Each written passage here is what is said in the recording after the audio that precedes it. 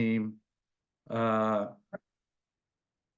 what it costs to be a Lion, all the steps you got to take to go from being a branch club to becoming a full-fledged club. And the very end of it, Lamb got up and he grabbed his phone and he was showing us pictures. And he said, "We don't have a club in Vietnam."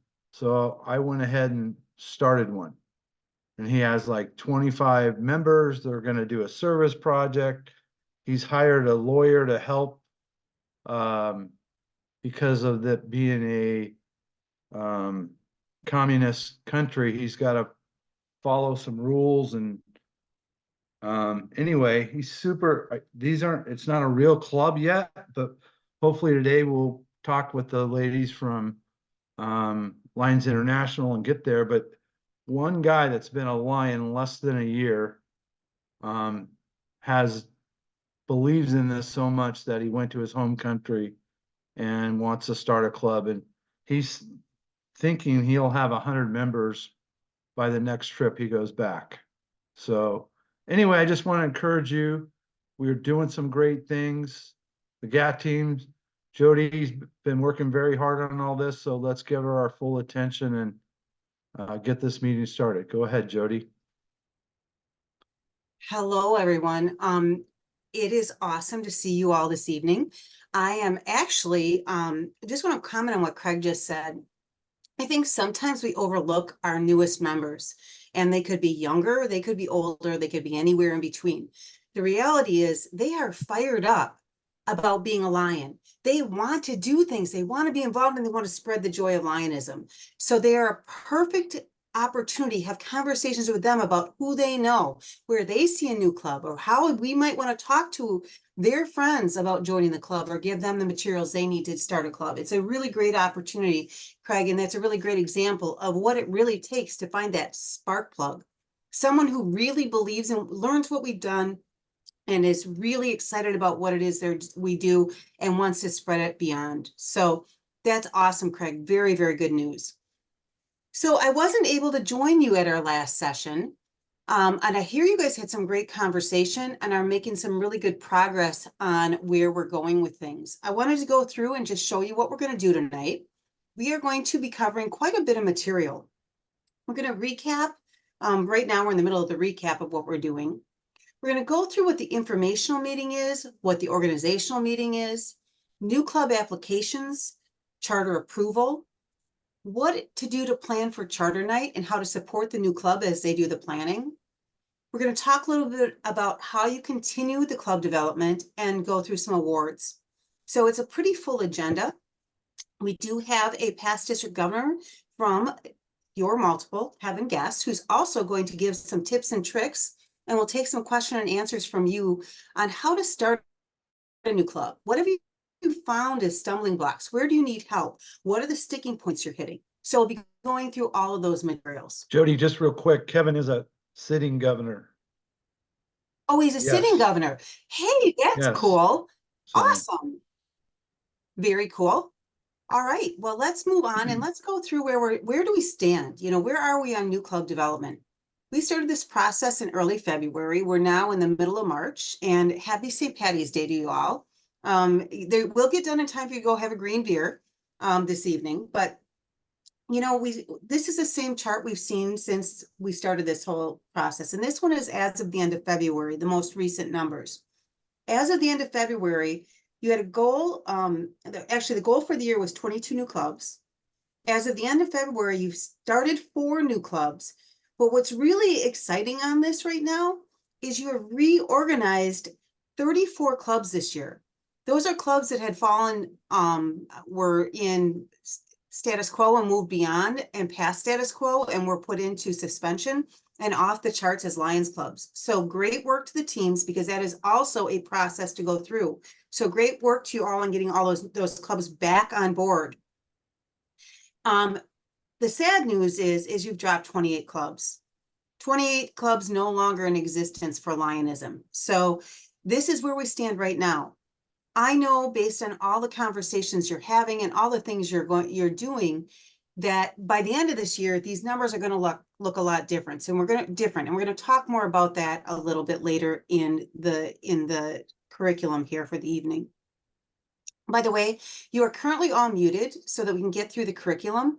Please ask your questions in the chat. I'll try to monitor the chat. And if I miss something, Craig, if you want to jump in and let me know. Yep. Answer the questions on what's on this, what we're talking about at that time, or even questions for later on, and we'll bring those up then later in the Q&A. So if you think of a question, please drop it into the chat. All right, let's move forward. So when we were on the agenda here, you notice I had an info meeting and an org meeting that we're showing. I'm going to throw another meeting in, and I want to talk a little bit about this. And it's really what I call a meeting with key potential members. Here's the deal.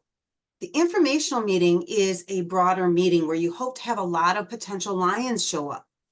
What you're looking for as you're recruiting people and getting the potential Lions list, potential member list together is to be able to identify key potential members.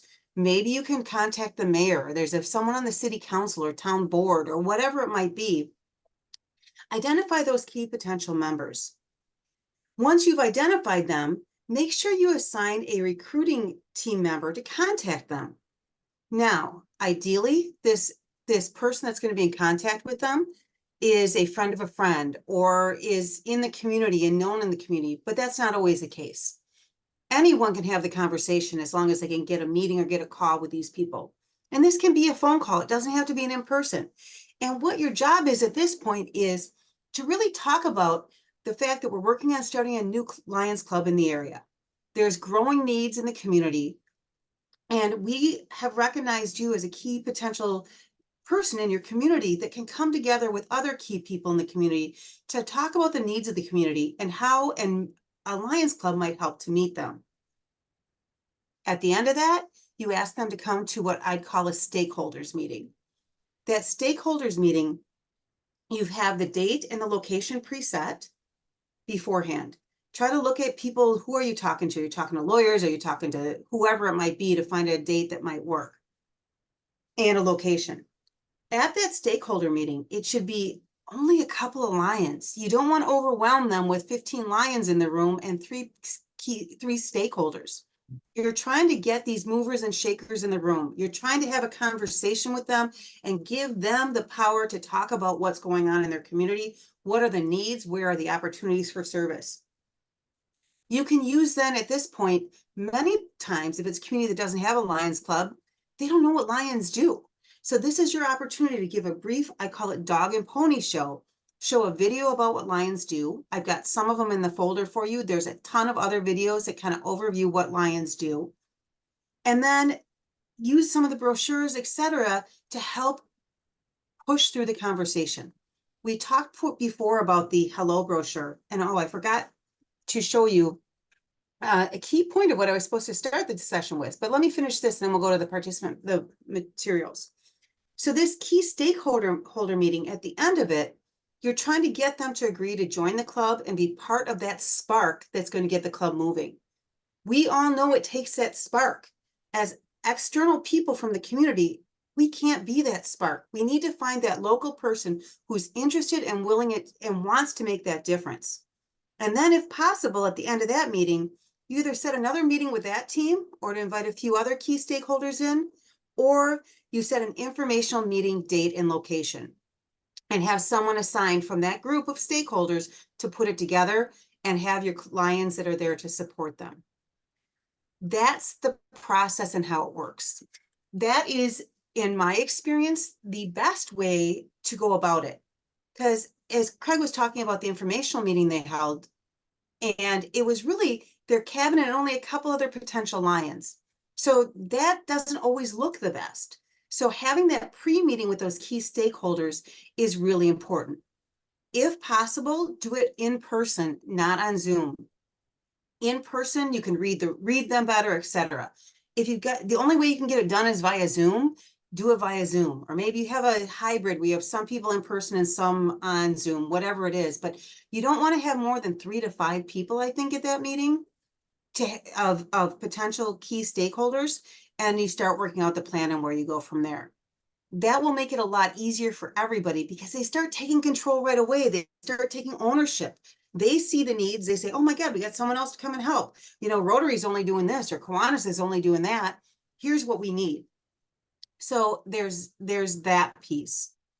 I'm going to share the resources at the end because I want you to see how this whole thing rolls together. So let's say you've had this stakeholder meeting, this key stakeholder meeting.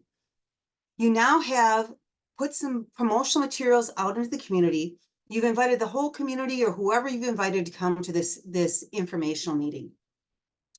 The informational meeting is really designed for you to go through and give information about what Lions do. Talk about and give them an opportunity to share some of the ideas of what it is they think needs to be done in the community and work from there. So as you prepare, you need to have a room. What's the room setup going to be? Ideally, if you can do round tables that allow them to kind of talk, that's fantastic. If it's theater seating with chairs lined up, that works too. If it's a big circle or a U shape, that works. Whatever the space is and whatever it'll allow. Make sure that your Lions members that are there, you have enough people to handle the job, but not too many to overwhelm. Do not show up in vests. Dress professionally. You can have a Lions pin on. Now, I'm going to say something here that's not always popular, but if I show up in a business suit to a community that's more of a rural community that's in jeans and polo shirts or jeans and t-shirts, it's probably not going to go over very well. I would suggest you dress professionally, one level above whatever the group is dressing as, just so you stand out a little bit, but you are not so far out of the realm that you intimidate them and they feel like, oh my God, this is not for me. So one step above. So if they're in jeans, tennis shoes, and t-shirts, you're in khakis, a polo shirt, and I mean, tennies are fine, whatever, but you get the idea. Make sure you provide attendee name tags. Let them fill them out. Have a welcoming committee and maybe some refreshments available that they can have. This meeting will be no longer than 60 minutes. You heard me, 1 hour. If you run longer than that, you are likely not going to get many people coming back to talk to you again. And it's really, again, to get as many bodies in the door to get them to understand what it means to be a Lion. Now, there is a PowerPoint overview for the PowerPoint informational session created by LCI on the new club development page. And we'll go to that in a few minutes. I've also got it in, I believe, in the, no, I didn't put it in there because it changes all the time. So we'll show you where that is on the website again. But at the meeting, do welcomes and introductions. This is going to take some time because it's not just the Lions you want to introduce to themselves. You want the people from the community to introduce themselves as well. Very little emphasis on who the Lions are that are there. No titles. I am not Lion Jody. I am Jody Burmester, and I've been a Lion for 30 years, and I can't wait to tell you how great it is to be a Lion. That's the type of introductions we're talking about for our people. The people that are there, make sure that they get a chance to say their name and why they're interested in joining, why they came to that night, or what do they do, or whatever is appropriate to ask for that group. You're going to cover some of the benefits and costs. And then depending on how many people are there, either have a full group discussion about potential projects they see a need for or where their interests lie, because now you've told them about the main projects of Lions and that they can go beyond it to what's appropriate for local. But let them discuss project ideas. If you end up with 30 people, you can't, it's hard to do it in that larger a room. So break them into smaller groups and then let them report out like we do from breakout rooms. Create your own little discussion groups. And then take those ideas and write them down on a flip chart so that everyone can see what's been put out there and plan to use that list to send out as a part of your follow-up. You should already have the next information or the next meeting set up. In most cases, it sometimes takes more than one informational meeting to get to where we go to an organizational meeting. So if it's going to be another informational meeting, you're going to encourage all those that are there to invite someone they know to come to the next meeting so they can learn about this potential club.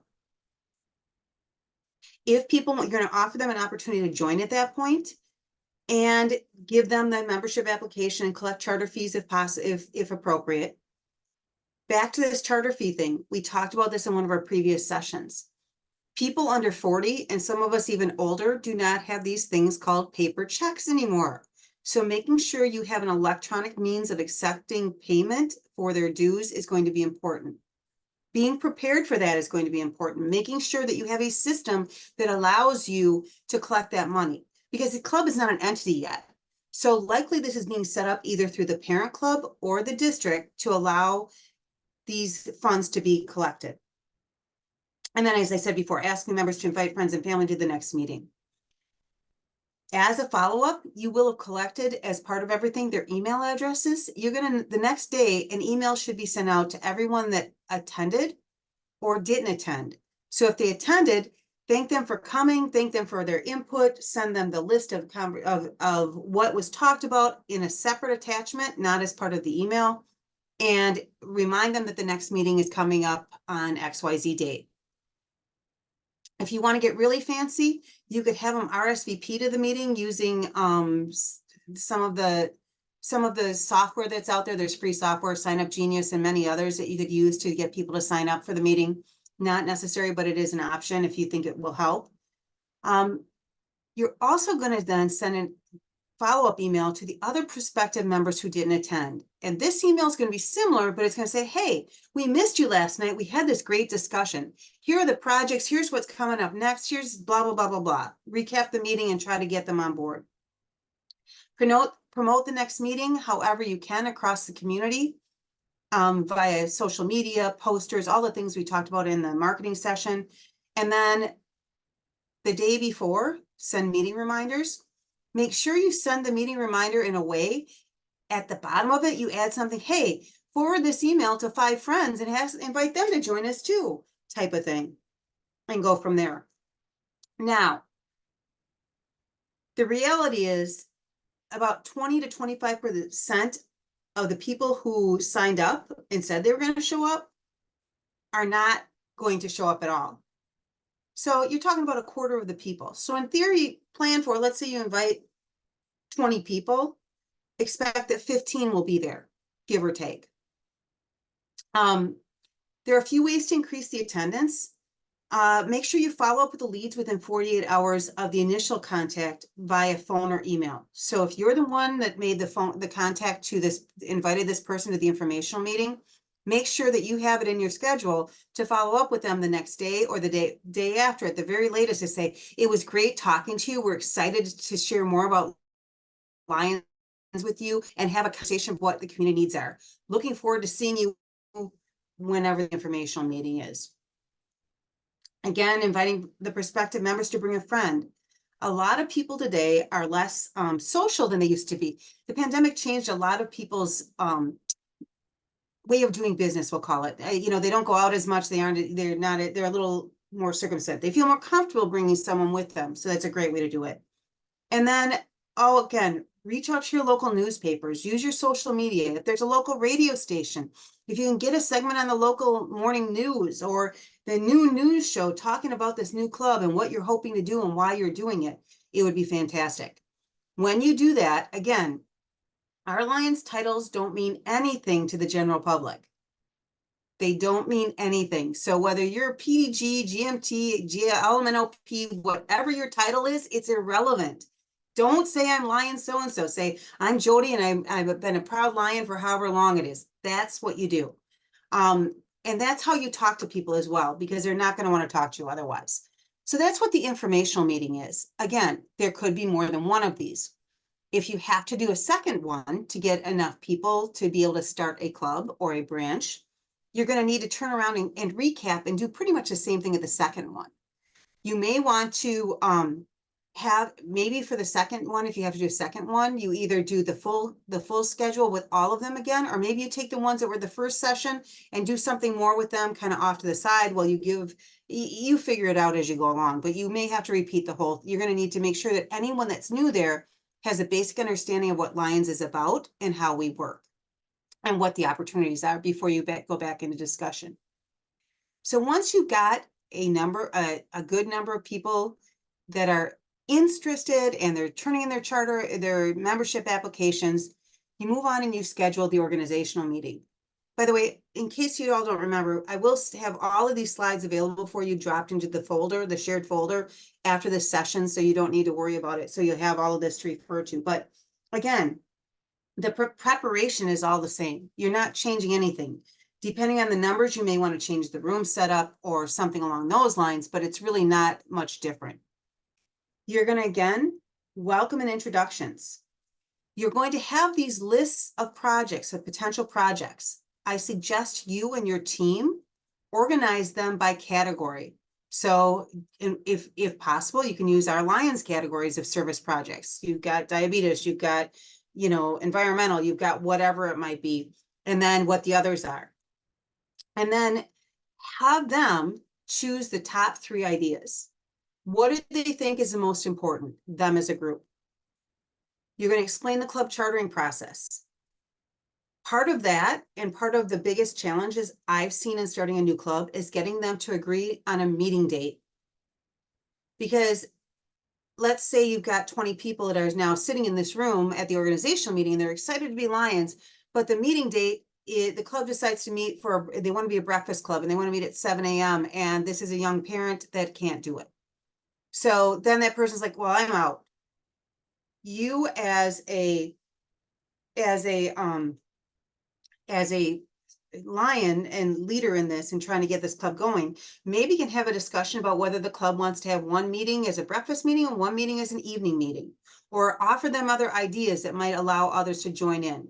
Maybe you offer them the idea of what happens if you move it to a Saturday morning, maybe whatever it might be. It just depends on what it is that the club is talking about and the individuals. So you explain the club chartering process, including and helping them pick a date and a club name. That should be added to this as well, or meeting date and club name, and talk about finding a location that the club can meet. Then you will be working through the new club application online in my LCI. It's a fairly simple process, but you have to have a great amount of information. You're going to set the next meeting date and get them going. This follow-up's a little different. This follow-up is the Guiding Lions should be there to help you, especially certified Guiding Lions. They can help you get new officer training set up. It's probably a good idea to have all the officers go through one session so they understand overall what everyone's doing, and then get individual training on differences in the job. So especially with the secretary and the treasurer, there are specific duties that may require a different learning level and technical understanding, but I think that's a really good place to start. Can encourage the new Lions to continue promoting club to build membership. And then now is a time to start turning things over here. Follow up with individuals who showed interest but didn't attend meetings. This is a new club. Offer these people those names and let them talk about why they're joining, why they're excited. You may go side by side with them to have this conversation, but this is a great time to start turning things over to the new club. The reality is, the sooner you can get the club working as a club together, the more likely they will be a strong club that can move forward together and not rely as heavily on us to do all the work. And then we disappear and don't come back, and then they're floundering.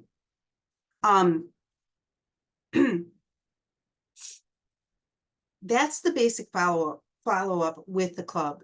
You will then start to turn this over to the club itself and the 2 Guiding Lions or certified Guiding Lions that have been put together. The organizational meeting can be handled over several meetings. If that, again, it depends on what the need of the group is.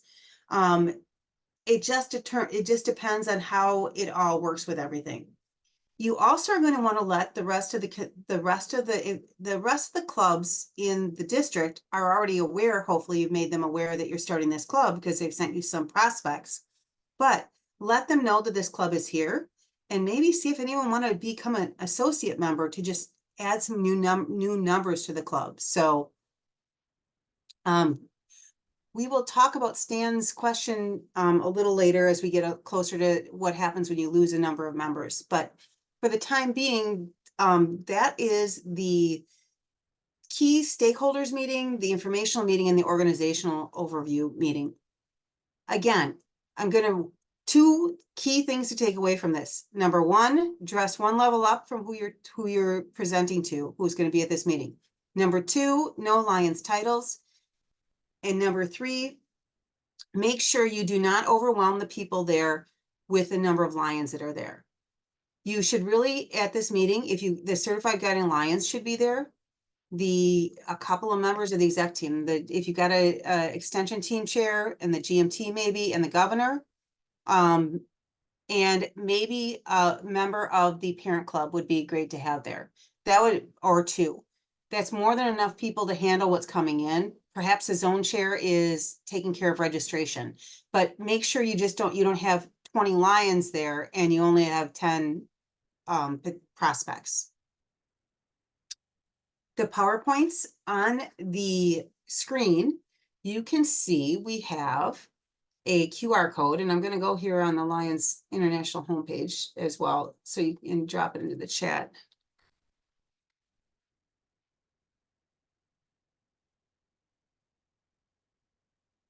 This Start a New Club webpage is one that we've been to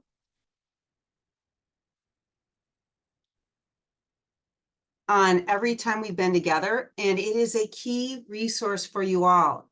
Tracy Gray, who's on the call with us tonight, is in charge of all of these pieces, and she is doing updates. Let me share this screen. I'm sorry, I'm going to share this other screen with you. She is updating materials on a regular basis, so make sure that you go ahead and bookmark this page, whatever it is in your browser that it's called, so that you have quick access to all the materials when it comes to starting a new club. This is the planning part, how to start a new club information, workshop tools. And here is where you're going to find those PowerPoints we were just talking about. The informational night meeting PowerPoint is here. The organizational meeting PowerPoint is here. There's all kinds of great information for you here for you to be able to work forward in starting this new club. All the application documents are here. Branch conversion, reporting of charter members, all of the pieces that you need can be found in this one simple page. So please, please, please, please, please bookmark it and share it out. That's a big part of this as well. So we're going to switch gears from what we were just talking about, and we're going to, these meetings, and we're going to talk more about what it takes to actually charter the club. What are the details and what do you have to do to actually get a club chartered? You should see the screen again here. All right. We talked, before we go there, let's talk a little bit about naming the club. And this is something that people go back and forth on, and there's been back and forth with LCI on, but these are the things that have to be in the naming of the club. Number one, the club has to be named by the actual name of the municipality or town, village, government unit, whatever it is that they're actually in. It has to have that designation. And if there is an existing club or clubs in that same municipality or that same area, there has to be clear identifiers for clubs to know who's who. I'll give you an example. I live in Madison, Wisconsin. We have a Madison Noon Lions Club. We have a Madison West Lions Club. We have a Madison Evening Lions Club. We have a University of Wisconsin Madison Lions Club. We have a Madison Monona Lions Club.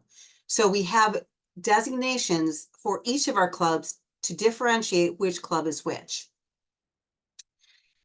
Living individuals. You cannot name a club after a living individual. It cannot be the Jody Burmester Lions Club, okay? Or the Juanita Nichols Lions Club. It cannot be named after a living person. I believe you can name it make it the George Washington Lions Club. I'm not sure what the point of that would be unless you lived in George Washington Heights or something, but whatever, you can use that. The other major naming restriction is you cannot use the name international in the club name. You have to stay away from that. Beyond that, when you submit the application, LCI will let you know if you've broken any of these rules. I will tell you that I did start a club a number of years ago that was really a county-wide club. It was a Special Olympics club, and it was made of Special Olympians across the entire the entire county. And I did need to go back and forth with LCI a couple of times. as to why we weren't naming it the Madison Special Olympics Club. We were naming it by the name of the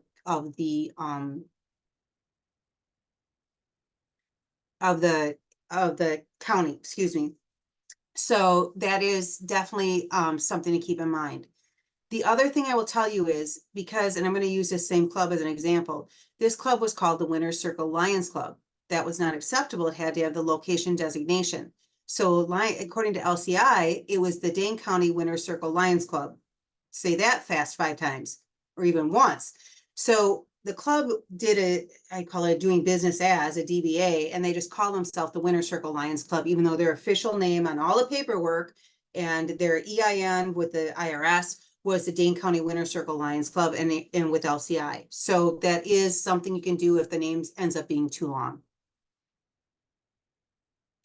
Let's talk about the charter application here for a moment. So you submit it, as I mentioned earlier, on the Lions Clubs International website through MyLCI. The people who can submit, as seen on the screen, and this is it, are your district governor, the GMT, the coordinating lion that has been given to LCI as the coordinating lion, the sponsoring club president or secretary. Now, there is a bit of work that has to be done because you have to data enter the addresses, all the member information has to be entered for each of these members. So it is important that whoever takes on this responsibility does it in a very timely fashion. Tracy had mentioned earlier that in one of our earlier calls that the biggest holdup for charter applications is not getting information back from whoever submitted it in a timely fashion. So whoever takes on this responsibility of submitting the charter needs to be watching for emails from LCI staff. They turn these as quickly as they can to answer questions and do the follow-up. The other information you have to have is that who's sponsoring the club. Is it the club? Is it a club? Now, more than one club may sponsor, but only one club can be listed as the sponsoring club. So who is the primary sponsoring club? If it's a club, is it a zone or is it the district sponsoring this club? The members. You have to have 20 members before you submit the application. 20 members who have put in their charter member application and paid their dues, including the charter fee or the application fee. You also need at least one lion, is preferred 2 lions, and that at least one of them, obviously we prefer both of them to be certified guiding lions, but at least one of them should be certified guiding lion. We talked about this before. If you have one certified guiding lion and then one mentor who's been around the block as a secretary or a treasurer or a president that can add to that side of it, it's a very good mix for those guiding lions. Unfortunately, right now, we don't have to worry about this with you guys of having 10 plus clubs in a district this year, but next year we might need to have this conversation. So if you've got districts that charter 10 or more clubs in 1 year, have to just submit some documentation to LCI. The other piece that's key is the employee identification number. This is an IRS number, Internal Revenue Service, that allows the club to be seen as an entity. It will automatically be a 501c4 business entity through the IRS once you submit. There's some requirements and all of the information for the charter application takes care of this the same as if you've got all the information for the charter application, you have enough information to apply for the employee ID number. It's also at this point, you may want to look at, once the club is formed, immediately getting whatever their bank account's going to be. They need to pick a bank and get their financials set up. So that's something you'll work through as well. Let me just take a sip quick. And let's talk dues.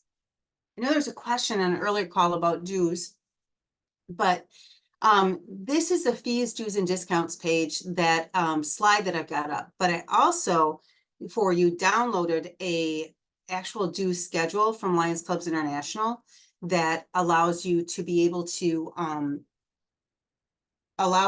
see what the dues will be by month. I'm going to pull up a couple of things here for you to see. Let me show you something else.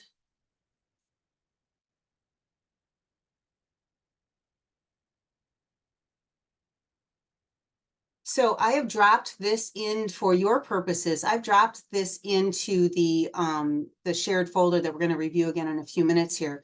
But it shows what the dues are for a new member, a regular new member, or a special new member, a family member or a student member, and what the dues look like depending. So if you join in October, you're going to be paying $575 for the first month, or for the first half of the year, $35 entrance fee. So they would be paying $40.75. The student would be paying $5.75. So this is the family dues, and family due anyone beyond the first member of the household, and student dues. So this is in the folder for you as well. The other thing is, and I'm going to show you this checklist as long as we're here. I'm a little ahead of schedule here, but we'll go through this in a second. But this is the charter application checklist. We're going to talk about it here more in a second, but let's just look at it. So the charter application checklist is everything you need to be able to send in to LCI. I recommend, as soon as you have all of these pieces in place, as soon as you have 20 members, that you get this charter application in place and ready to go. You have to complete the application worksheet that is basically submitting everything to LCI. Enter the members, the charter members in my LCI. Submit payment online through my LCI, or mail a check, money order, or wire transfer or deposit slip to Lions Clubs International for the dues of these charter members. Use the certification worksheets. Those certification worksheets are if it is a family member or a student member or a LEO that is trying to transfer their service, or a LEO Lion transferring their service over to full-blown Lions. There's individual certification sheets for each of them. This is in about the 10th or more chartered member. So this takes care of all of it. Then on page 2, it has all of this. Again, this is all available for you to find very easily in the folder that I'm going to show you in a few minutes. And it's the same folder we've been sharing with you since we started our time together in early February. So let's go back to the PowerPoint here for a minute and just make sure I caught everything that we talked about there. So this, again, you're going to get a copy of these slides, but here is the overview of what you need to do for the new clubs. And I added something in there for branch clubs, because branch clubs are a little different. You only need 5 new members to start a branch club. So this runs through, basically we already talked about what the Lions Club needs are, but let's just quickly run through what the branch club needs are. You have to have 5 branch members who have, again, put in an application and have paid their dues. This branch club has to have elected a branch president, a branch secretary, and a treasurer. The parent club has to have approved the club in a board meeting or a club meeting with an official vote from the membership to approve this branch club. You have to complete the branch club application, and the parent club needs to find a club liaison, someone from the parent club who's going to basically be the guiding lion for the branch club, and that will join them at their meetings and be the support back and forth between the branch club and the parent club. So that's the difference between the club checklist for a full-blown Lions Club and a branch club. The charter application checklist, here's another QR code for you to take a look. That's the piece we just looked at, and it is in the folder that I'm going to share with you again here in a minute. If you'd like to grab that screenshot, if you can, go for it with your phone. Otherwise, we'll take a look at it again in a few minutes. The other piece that we've offered to you is this. There's a number of Lions have been working on starting new clubs, and really heavily working on the organization of starting new clubs. Not just starting the clubs, but quantifying and qualifying what it takes to start a club. This is a portion of a new club action plan that was created from a couple of Lions who you may know. One is past International Director Jerome Thompson, and the other is Richard Stevenson out of Arizona. And Tracy and I worked on this as well to make sure that it had all the pieces. It's broken out by steps in starting the new club, and gives you a basic idea of what you need to do so you can assign it out. This is in the folder as both a PDF and as an Excel spreadsheet. So you can use it either way of however you'd like. So that is another key resource that I found very useful in working with people starting clubs. The charter approval. It can take up to 45 days. And I'm going to go back to, again, what we just said a few minutes ago, that it is vital that you make sure that you get, as soon as you have the pieces to put the charter in, that you put the charter in. And Tracy, I know you're on the call here and I don't remember, Tracy, remind me of the date, the last date for this year that we have to have the charter applications in. I've got a date in my head and I don't want to say it because I don't remember if it's right and I don't want to give you misinformation. So we'll watch for that in the in here as well. Again, I touched on this a few minutes ago. The length of time it depends to get the application through really depends on the submitters. LCI as staff watches this very closely and works it through the process as quickly as possible. You will be assigned one person who will work with you through the entire charter process. So you talk to the same person, they know what you're doing, you know what they're doing in the whole thing. So the reality is that most of these pieces that have a challenge getting turned around, getting these charter applications turned around, sits with the person who submitted it because they're not following through. So make sure if you take whoever takes on that duty, make sure that they are following through as quickly as possible. And then, as I said, an LCI coordinator will support you through the entire process. Thank you, Tracy. June 20th is a deadline for charter applications this year. June 20th is the deadline for charter applications this year.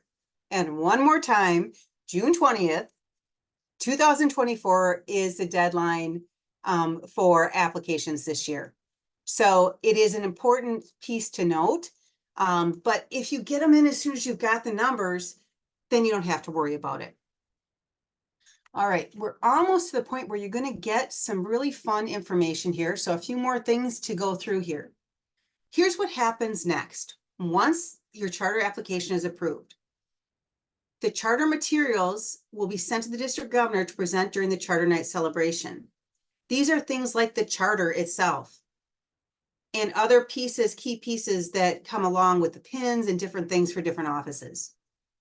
The charter night celebration, and we're going to talk more about details on this, but I swear I can't say this enough.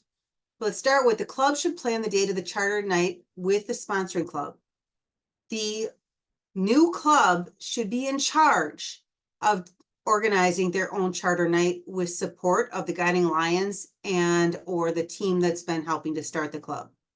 I can't emphasize, underline enough that it's with support.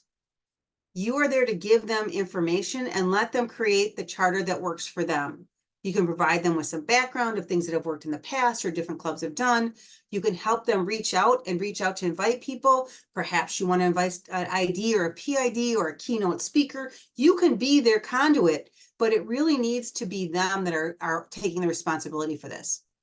FYI, the sponsoring club does usually help with planning and funding of the charter night celebration. This club is new. They don't have a lot of money at this point. So, and sometimes districts or zones step in and help out depending on what the structure is.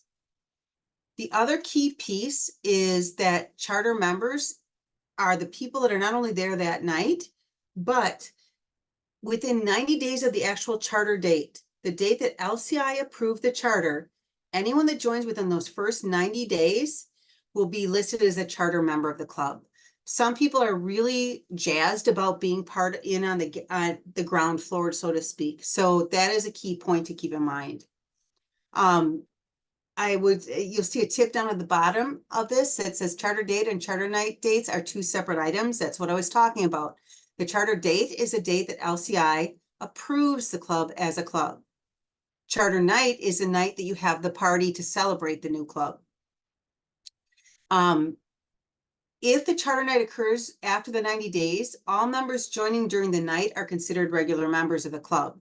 So once that 90 days pass, any new member isn't going to get a charter club pin, they're going to get a regular membership pin. Some people care about these things, just something to be aware of. All right, there is, and we saw it when I was scrolling through the screen, a charter night planning guide. for the club, for you to provide to the club that they can take a look at that will help them work through the process with your support. Again, this is the key time for you to be turning this over to the club. The sooner they take control of their own club, the more likely they are to be successful in the long term, and the more likely they are to be able to take on the responsibilities that are required of being a new club. You have to trust in them and the Guiding Lions to take it from here. With that, guess what? You guys don't have to listen to me for a while. We have, sorry, I had a note that said Kevin was a PDG, but Kevin's a DG, a sitting district governor, and Kevin is going to take some time and give us some tips and tricks that he's learned over the years on how to start a new club. I'm going to stop sharing my screen and I am going to, let's find Kevin and get him up here for us to be able to talk to. Did we lose? Oh, there he is. Kevin, I'm going to ask you to unmute. And I'm going to spotlight your screen so everyone can see you because I'm not sure where you are on the list.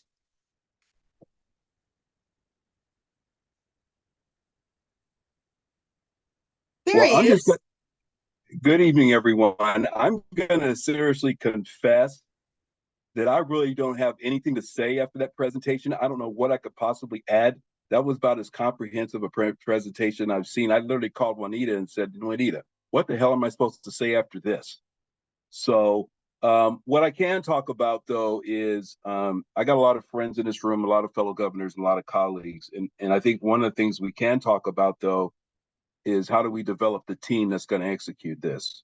I think it's one of the things that we've been talking about. I think those governors and vice governors that know me and some of the other people in the room know that my district's been able to really develop a very strong leadership development program.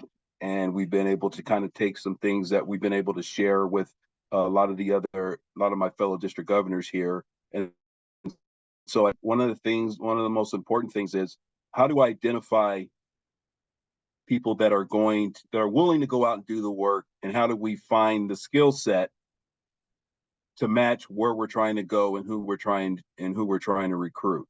And so I think that's really the most important thing. What we did was we took a cross section of not only leaders but also future leaders and even some newer Lions, and that was one of the things that I was really surprised. We actually asked some Lions that were been Lions for less than 5 years and brought them into the group and asked them what their thoughts were. What did they see? Where did they see a need? And what we were able to do here in my district. Now, I'll say again, and some of the governors and vice governors are going to be tired of hearing it because I say it a lot. I'm working from a very distinct advantage because I live in a very, very small district area-wise, and I'm also in the largest district. So I have a large pool to pull from. And I share that because I do understand that my fellow governors, a lot of them are facing much larger challenges with travel and just numbers and population. And I don't know how we are going to be able to address that.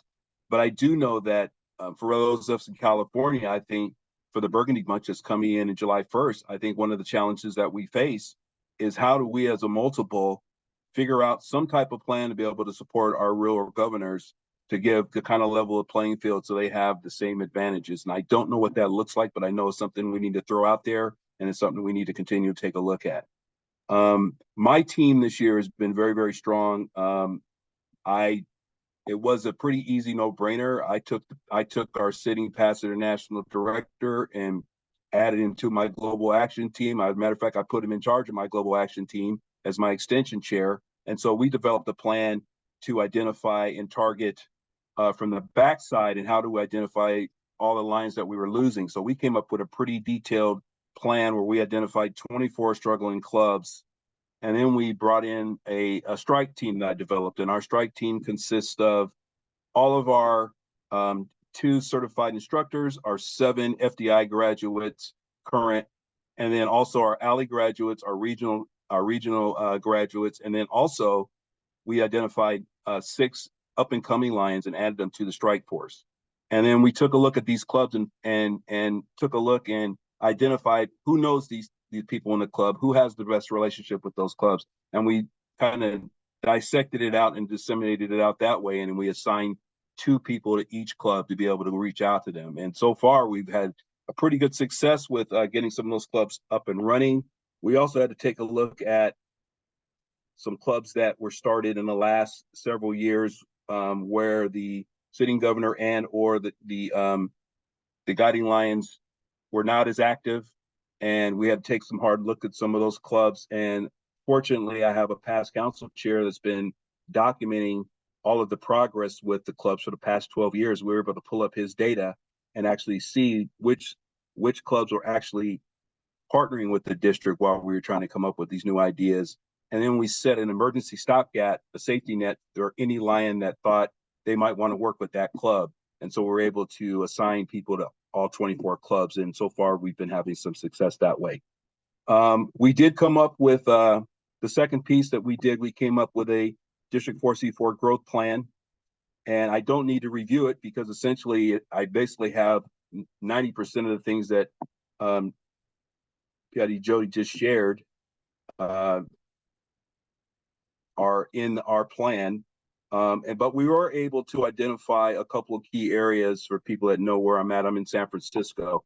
So we have Redwood City, which is the county seat. We have two very, very small clubs of less than 10 members each. And both of their clubs most of their members are over 70. So we've identified Redwood City as a target area. We've also identified San Francisco and the peninsula to identify some LGBTQ clubs. And we've actually spoke with one of our past district governors that I just visited last week in San Francisco, who is part of that community that's agreed to come on board and help us try to restart that. We'd like to identify and have at least one club on the peninsula and one club in the city. And then we've also identified a couple of other clubs that we think are going to be very, very, very fruitful, including a San Francisco First Responders Club. So we have a plan. We have some very good people. We've been able to identify some pretty key sponsorships. Being in the Silicon Valley, the other thing we're trying to develop is how do we access all of this money in the Silicon Valley to gain some sponsorships. First Vice Governor Stan and I have had many conversations about how do we start to identify and be able to access some of these resources to be able to support us. But I think the bottom line is there's a lot of talented people in this room.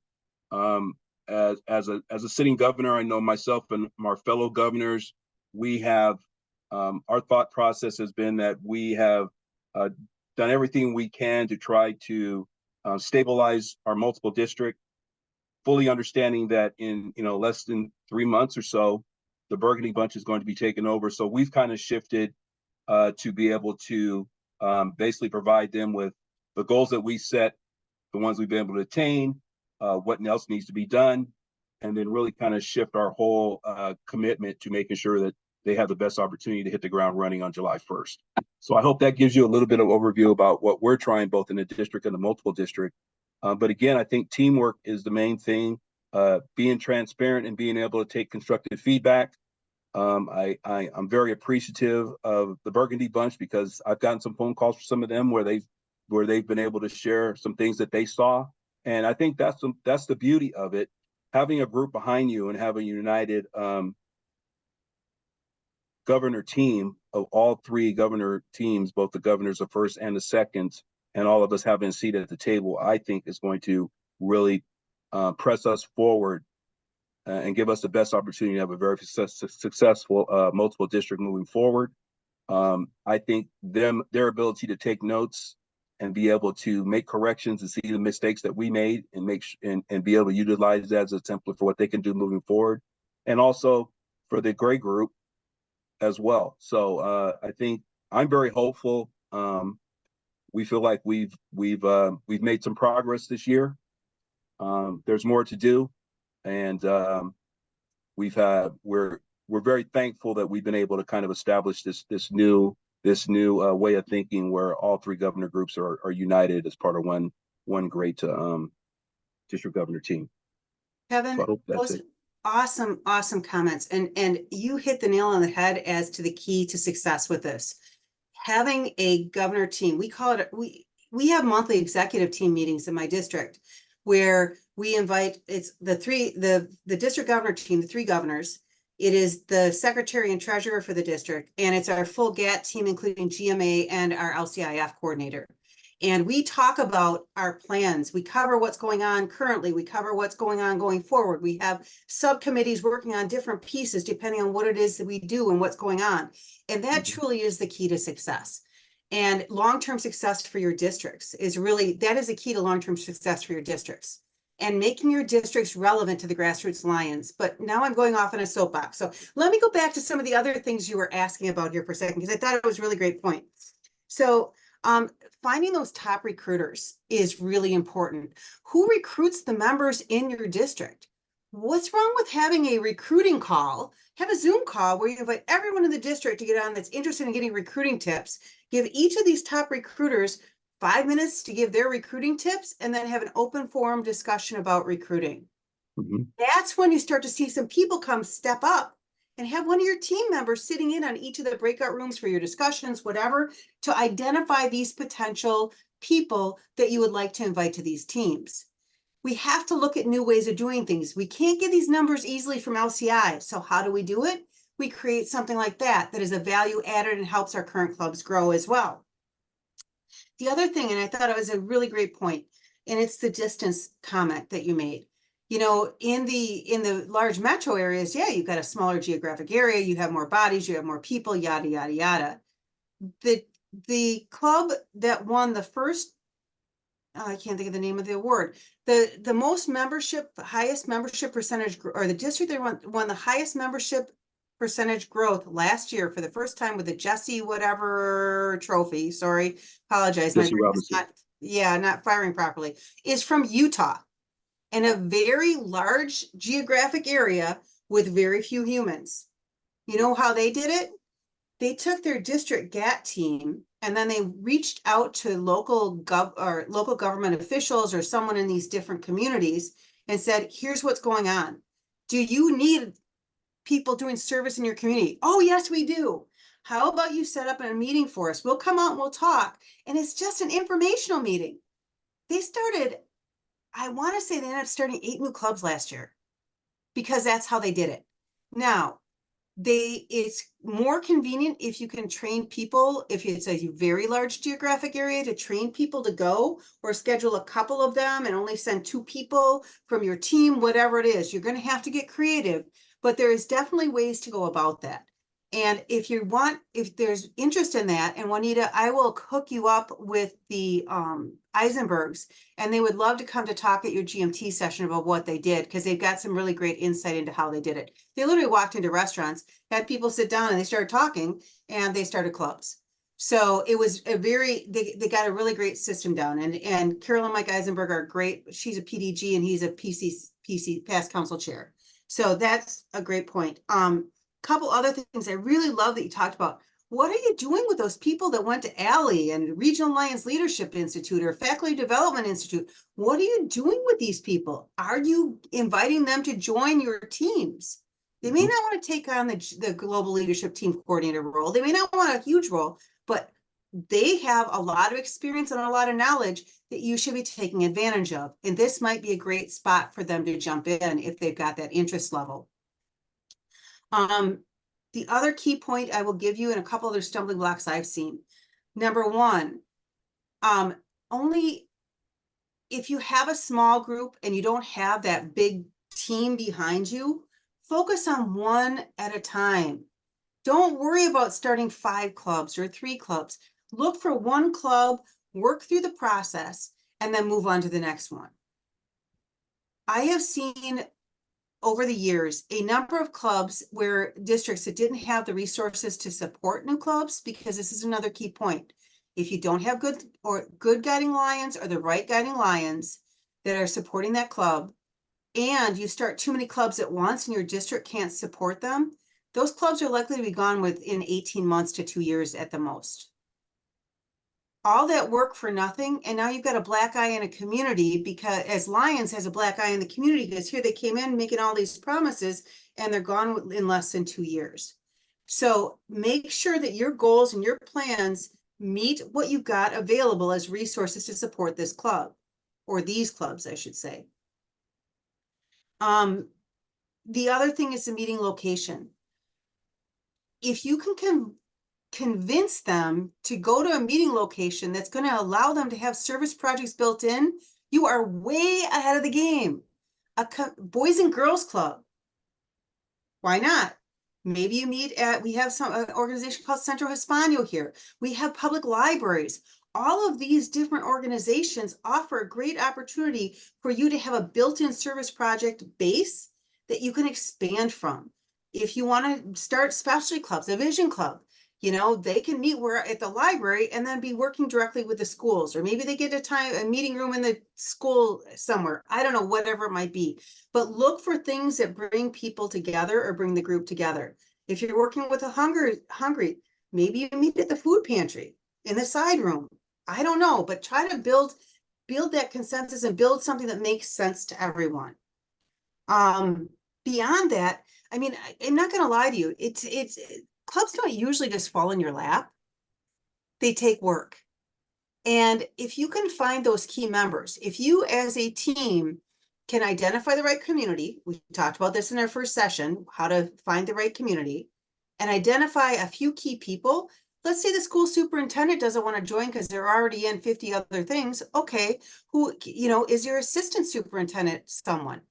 Get someone from the mayor's office. Get police chief too busy? Okay, we'll take a captain. Let's get someone from all of these different areas that we're talking with. And the focus on the conversation is service and the opportunity to meet the needs of the community. Those are the ones, the clubs that go the fastest and are the most successful in the long run.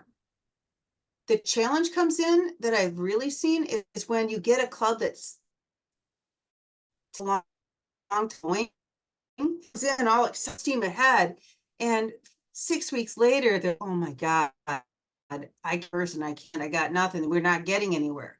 So you as a district team need to be prepared for that. And how can you step in and help bolster that? How can you help them? How can you be in contact on a regular basis? And we're going to talk about support here in a minute, but these are things to keep in mind as you're planning and looking at your resources and what's available. All right, let's see. I haven't noticed much. Craig, I haven't been following the chat very much. Is there any questions we should answer now or wait till the end? I don't see any quickly from this topic. I think we're okay. Okay, then let's go on to the next pieces. So let's talk about some of the ongoing support for you all. There we go.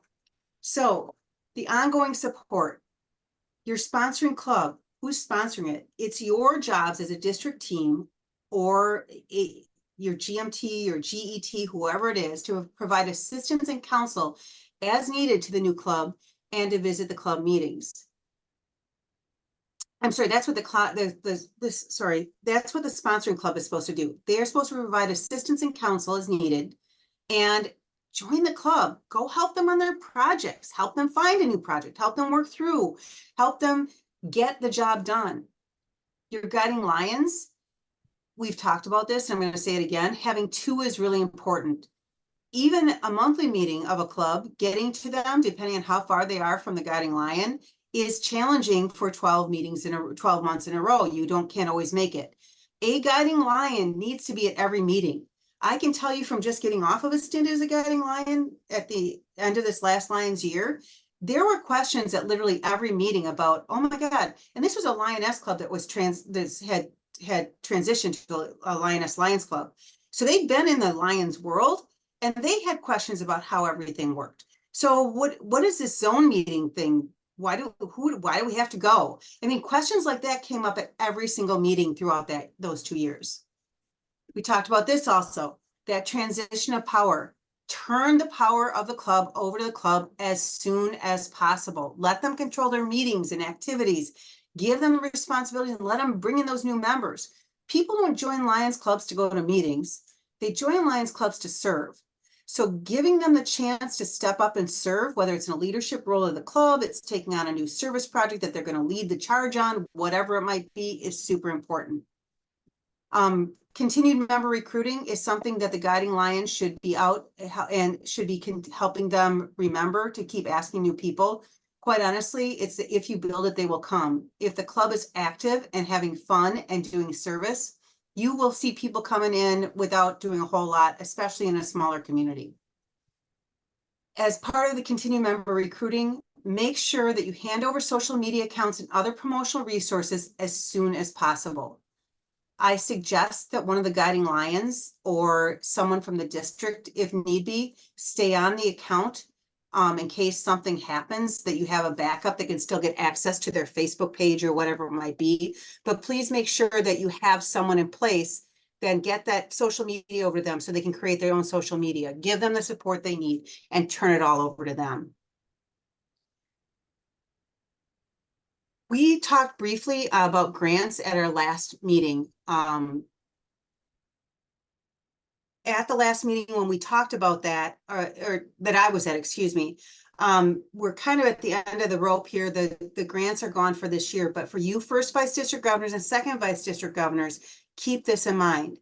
There are membership grants for districts and a multiple district, and they're available from the beginning of the year until the funds are gone.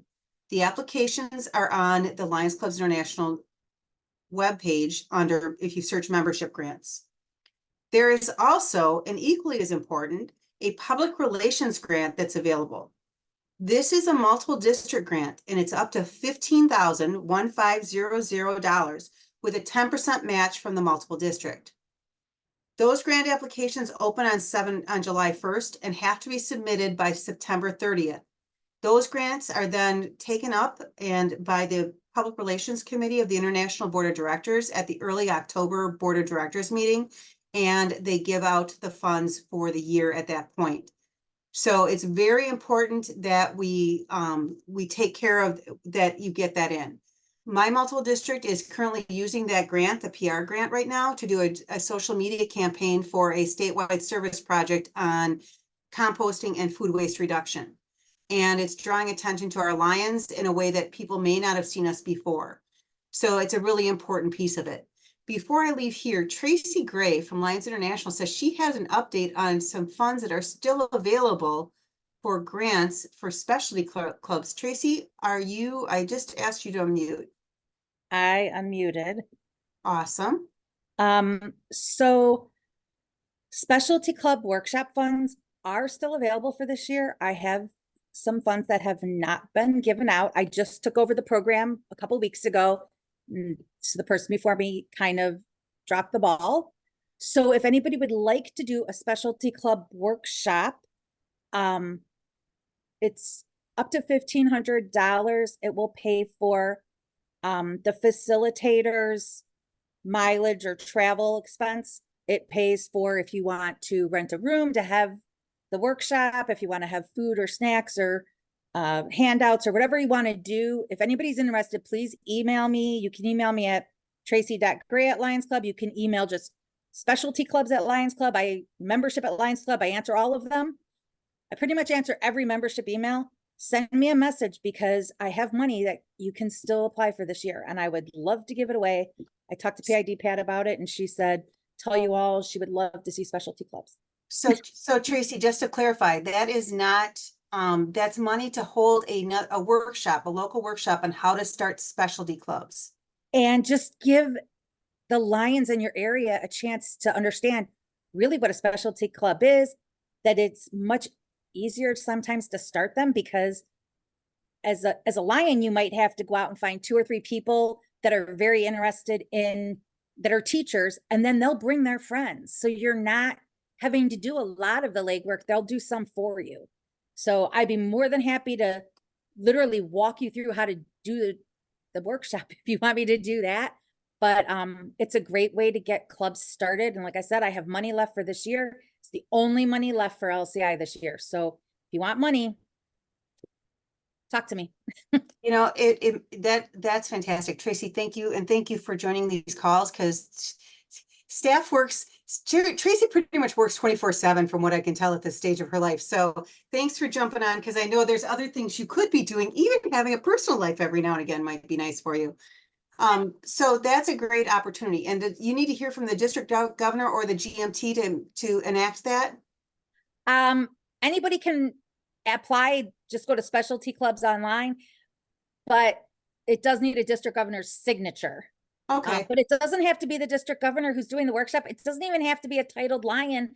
I mean, it could be your membership chair for a club that you think is good at just, going off a PowerPoint, and I'm willing to work with anybody and walk them through it if that's what you need.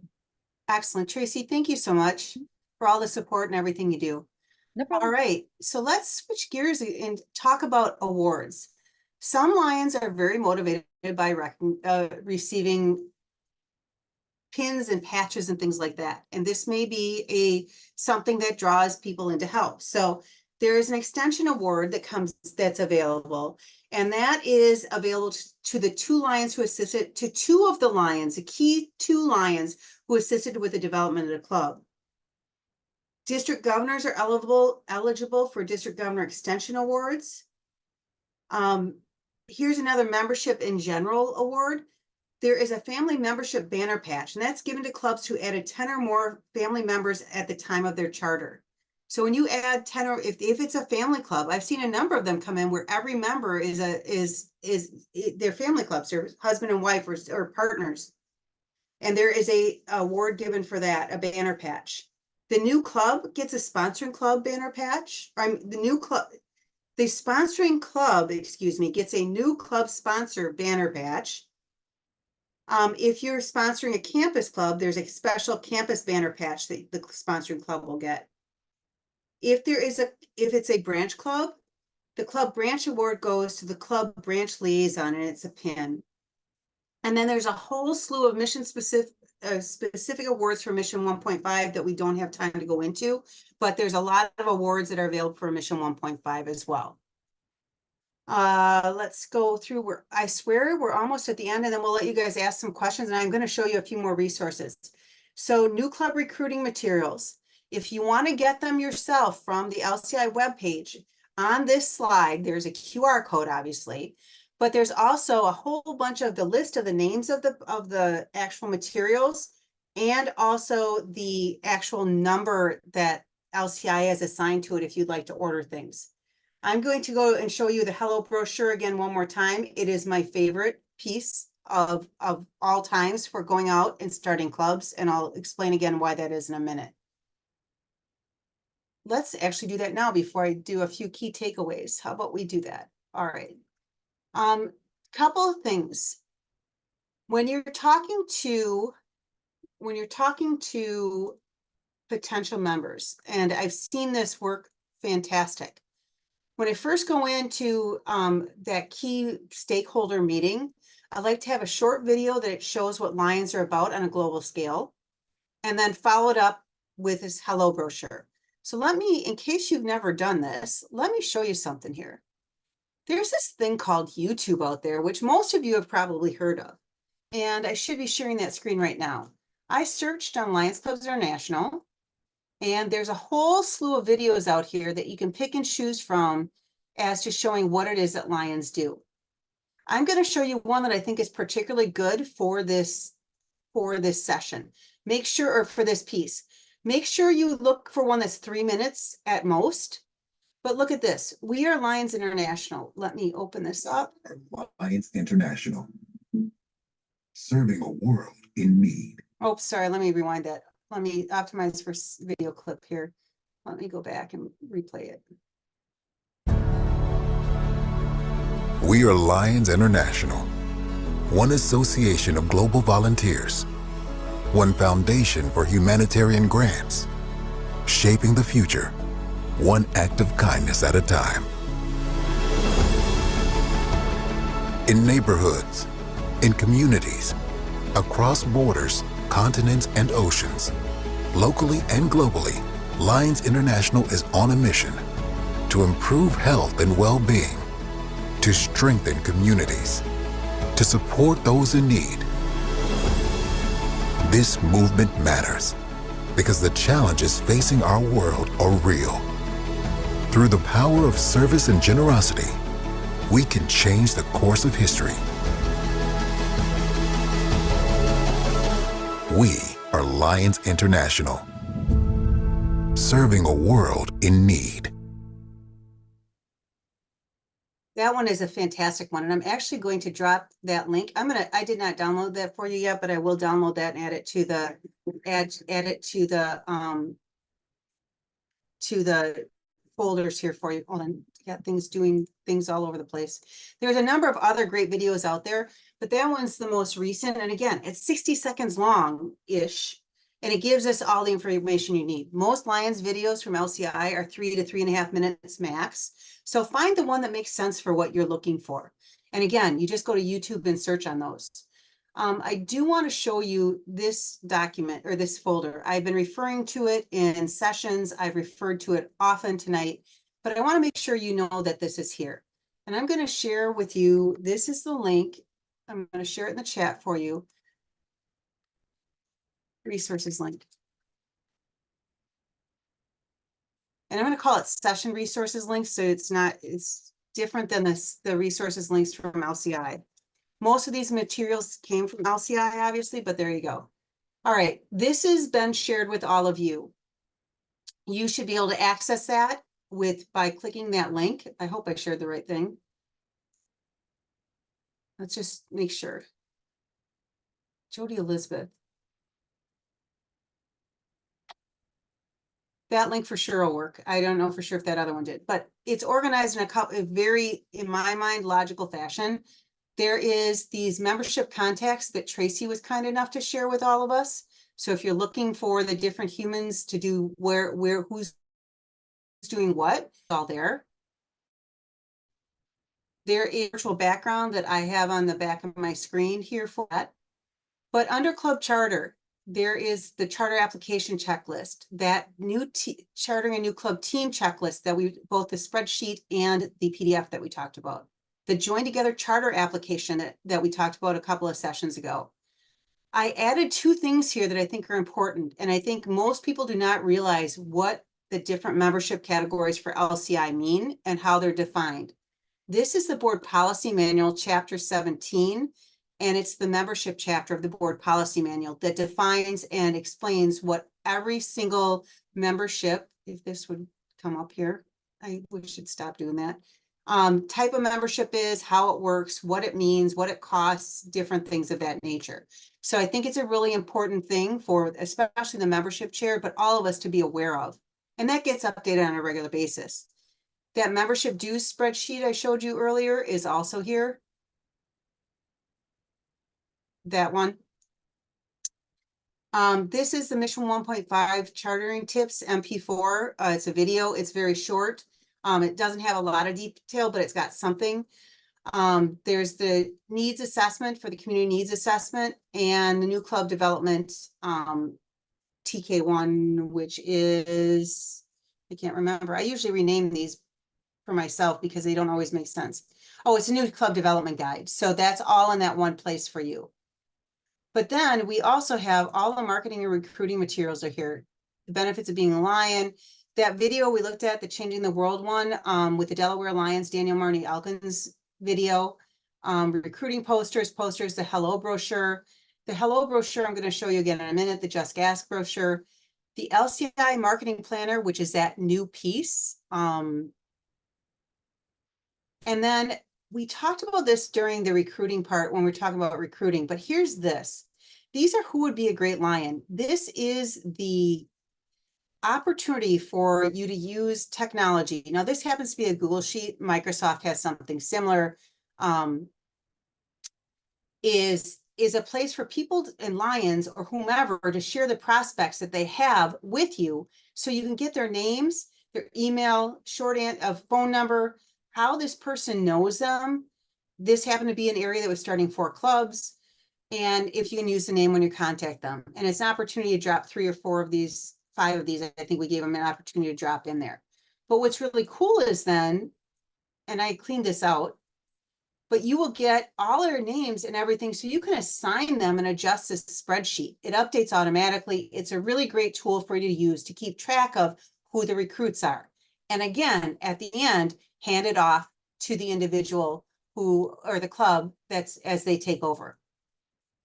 We have a planning section, action plan templates, the coalition model pieces we shared with you earlier, reports of extension, marketing planner again, the tips, sample and action plan workbook, service toolkit.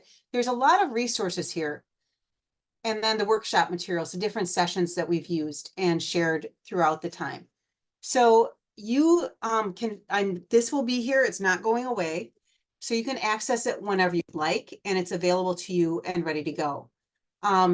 Tracy has added, she did add in the chat something important. So anything in the membership contact area that said Mary, that Mary was assigned to is now assigned to Tracy. She's taken on those roles as well.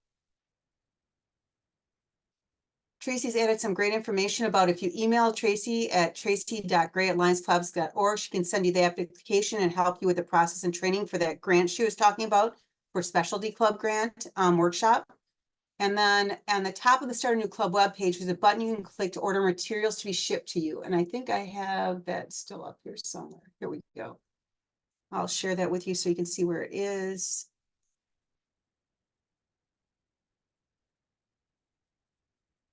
Right here, order club materials and applications. It's in the middle of the second row of those, of the 5 items there that are colored at the very close to the top of that page for starting a new club. There you go. That's what I got for you guys.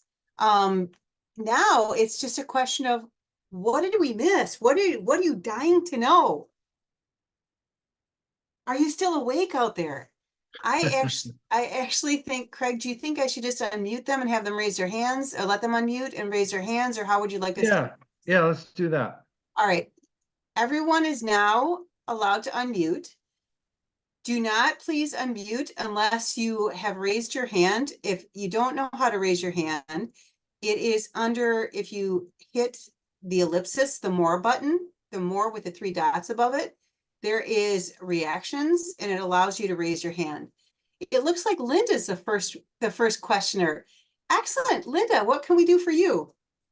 Well, it's funny because Craig's downstairs and I'm upstairs and we're texting each other going, oh my gosh, this is so fascinating to hear about your recommendations for the first meeting, the information meeting, because we just had one on Friday night.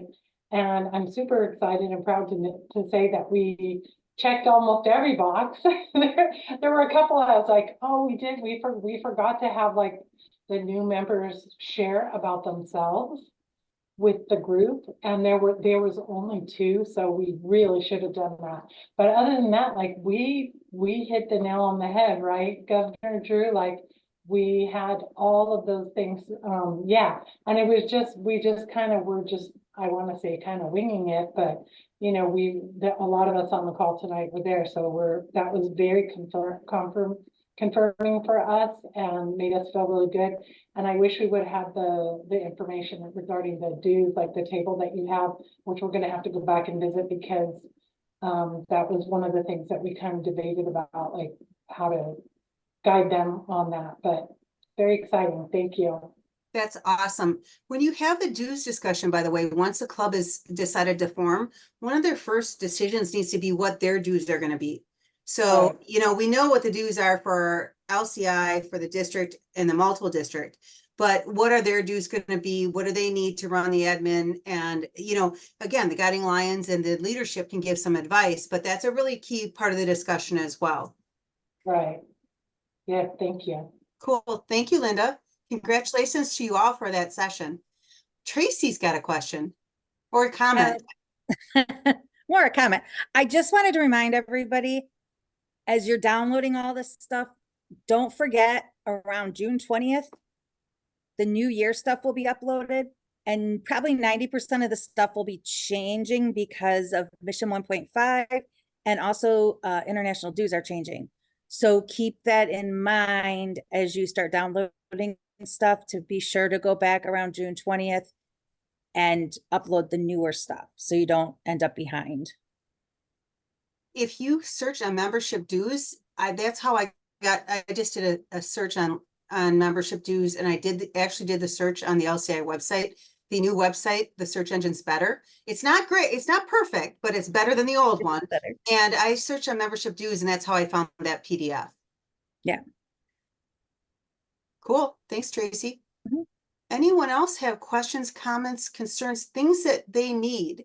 Because I do have a couple more things before we close out here, including how we go, what comes after this. I do, Line Jody. Excellent. When you're selecting your guiding lions for a new club, make sure you know what the makeup of the club is. Example, we just started the Sacramento Movida Lions Club, which is all young Chinese. A lot of them speak English, but when we started chartering, we had four generations of 4 different families. So it's 139. The trouble is they don't speak English. And so when you're trying to talk to them about lions and everything, you need to have some guiding lion needs to be able to speak their language, whatever the language is, whether it's Chinese, Japanese, or Indian, whatever, because a lot of them will understand, but the ones you're trying to get probably won't understand you, because a Southern boy like me, I don't talk Chinese. That's the way it goes. That's a really great point. You need to match them with the club. Make sure the guiding lion has the skills needed for that club composition. One tool that can help, because not every district has someone that's going to step up as guiding lion who speaks Chinese. Google Translate and other translate programs are not perfect, but if you put them up on a screen and you have a phone or a laptop attached to the microphone and on the screen, it can do live translation. So you can speak in English and it'll recognize the language and then it'll translate over to English. People can have it on their phone and be watching it right there. I did a video shoot with Vice President Fabricio, and he speaks Portuguese. And I don't speak Portuguese, and we had him speaking in Portuguese. And so I was able to follow what he was saying on the video by using Google Translate. Again, it's not perfect, but it does a good enough job to at least get that through. That's fantastic. Thank you, Andy. Mr. Governor Drew. Hey, Jody, how are you? I'm Great to see you tonight. It's good to see you too. Always a pleasure. I just had a question. I think Council Chair Craig spoke a little bit about this club in Vietnam. And this is, so we know now that there are no clubs in Vietnam at this point. I have to believe that there's a lot of important stuff that has to happen before we can actually start a club there. That's my guess. But is that something that's doable? Is it not doable? Should we just walk out of it and say no way? So I can talk on this. Yeah, let's take this off to the side for a conversation, because I'll tell you, to get into China took years of negotiations with the Chinese communist government. And it was all, the only reason we got into China was because of vision screening. Lions came in and did vision screening across the country for, I don't remember how many years before that relationship was built up enough. So it is not going to happen overnight. It is not something, it's not, I'm sure it's on the radar screen. I don't know that it's, I don't know how long it will take, but it is definitely not something that's going to happen overnight. Okay, well, I just want to, I don't want to give the guy false hope. You know what I mean? We're focused on a Vietnamese club here in America. That's good enough. But so I'm just going to tell you that there's this thing called a virtual club that, as long as 80% of the members, is that it, Tracy? 75% have to live in district or work in district. But just so you all know, as of this point, I've been working for 4 years on getting a club in Vietnam, and the Vietnamese government said, no way, that we cannot be there. Wow. I just had a conversation with PIP on last week about it. They are really fighting us. They don't want us there.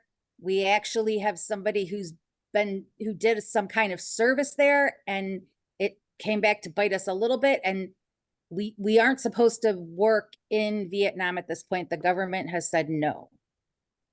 Okay, Well, so I need to let Lamb know that, because I don't want him to get himself in trouble, you know, Right. working through it. He's already made shirts and got 25 people who are ready to start a club, and I'm like, oh my gosh, I love your enthusiasm, but They can be members of your club. Yeah, that's what we're going to have to encourage them, Craig. I think that's a good idea. Yeah.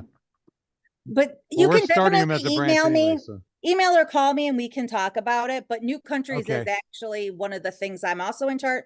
I'm in charge of a lot, but I'm in charge of new countries. So feel free to reach out to me and we can talk about it. That's Cool. awesome, Thank you, great. I Tracy. appreciate that. No problem. Thank you so much. Awesome. Anybody else? I will tell you that, I know we talked about Instagram during the marketing session. I will tell you that, Instagram, if you don't use it on your phone, is an interesting beast. I thought it was very similar to Facebook because I wasn't very bright apparently when I first got there. It is a little different and it's a little challenging for those of us that are over the age of, well, I'm as old as I am anyways, and I've chosen to avoid it for a very long time. Grandchildren apparently changed that, my learning want to learn, I guess. But anyways, if you do choose to look for younger members, that is a key place to start. And I'll go back to recruiting here for a moment. Recruiting people that are doing something, recruit someone that's in social media. Go out and look in your community, whether it's a new club you're starting or your current club area. Find someone that's doing social media for professionally and ask them if they will become a member of your club and help promote service in their community and making a difference. It's the way Daniel recruited that videographer in that video we watched a couple of weeks back. So perfect. Let's go to Al because Drew's still got his hand up. So I don't know if he's got, but let's go to Al here. I'm curiosity. We're starting to collect money from our new club, and I'm trying to find out. So I'm not familiar with how the dues are actually done up. When they go ahead and turn in their $35 per member in that, do they get hit like right at the end of the year or the beginning of the next year in that with another $35 along with the district, multiple district and their club, or how's that? The $35 is a one-time entrance fee that comes when they first join. Right. Their dues then will be billed at the same way that our dues are billed for every other Lion. So they'll get their first billing. When you have to turn in the check, you turn in the check. Tracy, you can correct me if I'm wrong here, but you turn in a check for the $35 entrance fee for everyone, or the appropriate entrance fee, depending on if it's a student member. You turn in the entrance fee for each member, and you also turn in the dues for the rest of that half year. So that's why that number is important when we looked at it. So let's say it's in October. I don't remember what that number was. Let me see if I still got it up. But let me share the screen so it makes more sense.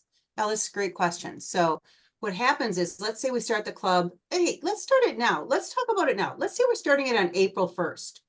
So on April 1st, if we start the club on April 1st, the new member, for each new member, you're going to need to turn in the semi-annual dues for the rest of that quarter, or that half year.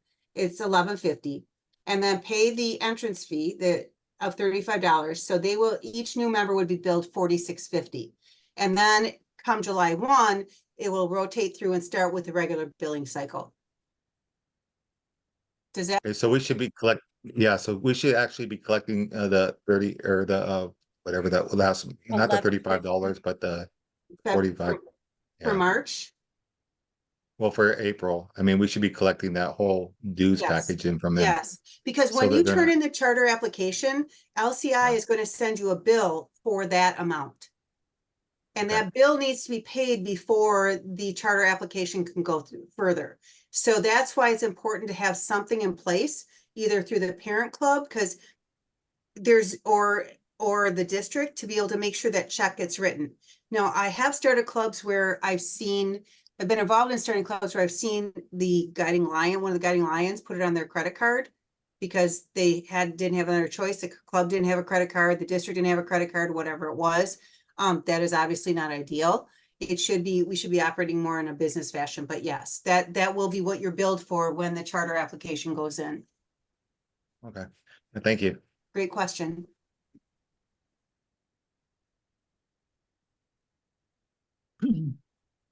Dr. Yo has her hand up. Hello, Dr. Elizabeth. Hi there. Just real quick, we had one of our clubs in San Diego charter another club, and I just wanted to let everybody know that the billing piece goes to the sponsor club. So if you're coming up on a convention or voting engagement, you need to know that that bill needs to be paid for your charter that you're sponsoring before you are cleared to partake. That is a great point. But the sponsoring club is responsible. So it could be, in the several hundreds of dollars, FYI. it's the sponsoring entity. So if it's the zone, it's gonna come out of the district, and if it's the district, it's gonna come out of the district. So it's the sponsoring club either is, and yes, they won't be able to vote because it is part of their LCI dues or LCI commitment. So it does count towards voting at elections at district and multiple district conventions. So that is a really great point. Thank you for bringing that up.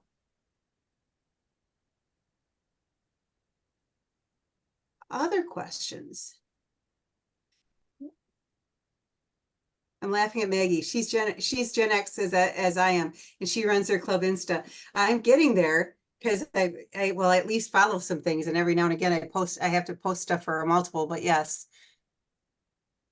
It is- Jody, just so you know, Zoom, which we're on now, there is closed captions on Zoom, and you can change the language on it. And Yes. as people talk, it'll automatically. So if you're talking with somebody, like I use it when I talk to Fabricio, he can click his language and you can click yours. And when he talks, it'll come up in English for you and vice versa for them. Right. The So, challenge is if you're face to face. yeah. Super cool. But for Zoom, it's kind of nice because then you can see their face even instead of just talking on the phone to them. Yep, So. exactly. Excellent. Well, let's go back. If there, and you can think of more questions. We've got a few more things to cover here before we wrap up. But I do want to go through a couple of key takeaways. And I know I'm repeating myself, but I don't know if you understand that in today's world, for people to actually we've got such information overload. So for things to sink in, they have to see it about 20 times before it actually sticks. So some of the key takeaways for you is, first and foremost, understanding the needs of the community is the first step and probably the most important step in starting a successful club. If you don't know what the needs are and the people in the community don't have that passion to fill that need, you aren't going to go anywhere. So consider doing a service project to start things off. And maybe that's the first thing you do. Find those key members and have them start a service project right off the bat and invite their friends there instead of the informational meeting to get them excited for service. Then go into the information meeting. Look at different ways to do things to get people excited about service and being Lions. The other thing is that strong new club support team. And we talked about this when Kevin brought this up as well. That strong club support team is going to help retain new members and create a healthy club. That is the certified guiding Lions or the guiding Lions. That is the sponsoring club. That is the zone chair. That is the district. That is everyone working together to support that new club and make sure that they feel welcome in the organization. And understand that Lionism is viable and valuable beyond their city limits. Making sure whether the community officials and business owners actually join the club. If they say, hey, I can't do it, I don't have time, I'm overwhelmed, I just overworked, whatever it is, ask them if they at least will help support the club in promoting it. Can they like the club Facebook page or the club socials? And will they help share the club's promotional materials out on their business page? Build those relationships. It's all about relationship building. We talked about that when we were talking about recruiting. The well-planned informational and key stakeholder, informational, and organizational meetings leave lasting impressions on new members. This, you have to assume, is their first entree into even knowing Lions exist. And with that, you want to leave them with the best impression, understanding that we all serve the way we want to and able to make how we can and will make a difference. And here's a framework for you to have that opportunity. This is key to those of you organizing, is that, again, there is an LCI staff member that will be assigned to you as you go through the chartering process. They will work with you to make sure everything's entered properly. They will answer your questions about the forms and about different pieces of the chartering process if you haven't been through it before. So you can lean on them and they will rely on you to get the materials and turn things around as quickly as possible. And the last thing, and very important, is people want to be involved in something that's fun. They are drawn to someone that's passionate about what it is they're talking about. So if you are passionate about the service Lions do, you will have fun building new clubs because you're spreading service even further than you can do on your own. We can only do so little. Alone, you can do so little. Together, we can do so much. So the more we bring in, the more people we can get, the better off we are as far as spreading service and increasing the service we give. This Muhammad Ali quote is fantastic. Most of you have seen this before, but I truly believe this. Service to others is the rent you pay for your room here on earth. It's such a powerful quote, and it really sums up what it means to be a lion. All of us are here and have spent almost 2 hours here tonight and spent how many hours doing the work you do as lions, as administration and in serving. And you are paying the rent and you are making a difference and you are taking it forward. Remember that on the days that aren't so much fun, that everything you do has an impact. It has a ripple effect that affects so many others. So next steps. Go home and start these clubs. Let's get this done, you guys. We have more than 3 months left this year. Actually, 3 months and 3 days left to get these clubs charters in. I challenge each and every one of you to get at least one club started in your district in this last 3 months. You can do this. You have all the tools. You have the people. You have the knowledge. You just need to get it done. I am here to help you. And Juanita's going to talk to you more about it in a second, where things are going from here. But you can also order the new club extension kits from that webpage that we were just looking at for Start a New Club.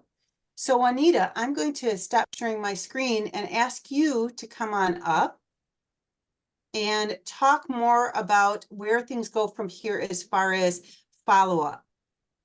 Okay, the next steps, you're wondering what's going to happen after we've completed the 4 sessions now. You've been, like Jody says, you've been provided the tools and the resources that you need to get these clubs going. There will be follow-up.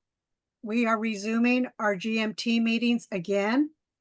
We have not held them since we started this process because we wanted you to focus on this training process. So our next meeting will be April 25th, which is a Thursday night. And we invite all the teams to be part of those meetings because these will be updates. I will be reaching out to see where you are with your plans. I will be contacting you personally, individually. I'll be more than likely contacting either your GMT coordinator or your district governor. So we want to make sure that what we've learned these last 4 sessions, it is being put to practice. And please, we ask all of you, please reach out to any member of the GAT team. And like DG Kevin also, I know he's gone out to visit other districts as well and done presentations. He has a wonderful background, the foundation, to help all of us get our clubs moving. But again, we will be following up with you. And again, we will be inviting Jody so she's able to participate when she's able to during our schedule. So make sure you put down April 25th. We will be resuming our GMT meetings. And again, this is for all GAT team members. That way we all hear the same thing and see what we're at. Okay. Thank you, Jody. Juanita, what time are those meetings? They are at 7 o'clock Pacific time. Perfect. Well, I'm so excited to keep working with you all and watch how you make this happen. I will tell you that one of my greatest joys in Lions is getting to start new clubs. And it's so cool to see what they do and see how they grow and prosper. It's like having a baby and watching it grow up and turn into a teenager and move on and become I call them productive members of society. I think both of mine are, but anyways, it is really, it is like that. You feel like they're your kids and you just love to watch them and watch them grow and take on new leadership roles and take on new service that you never would have thought of. So, can't wait to see everything go forward and see how you do. And I'm putting April 25th on my calendar. Craig, did you have anything you wanted to say to wrap us up for our session? Just thank you. Thank you guys for participating in our GAT team that meets every week. We've been planning this for like four months or more. and working with Jody and having meetings to prep for this. So could you guys give a warm round of applause to our GAT team and Jody for what she's done to help us?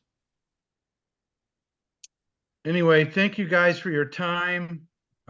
Keep pushing. I know a bunch of the clubs are in different status. Some of you are further down the line, getting closer to turning in the charter paperwork and all that. Just keep pushing, and I'm confident we're going to end up with a bunch of new clubs. So great job, and we'll see you very soon. Have a great rest of the weekend. Thank you, Jody. Thank you. Thank you. Good night. Good night. Everyone. Good night. Thanks, Rest of Jody. Always a what pleasure. weekend, Craig?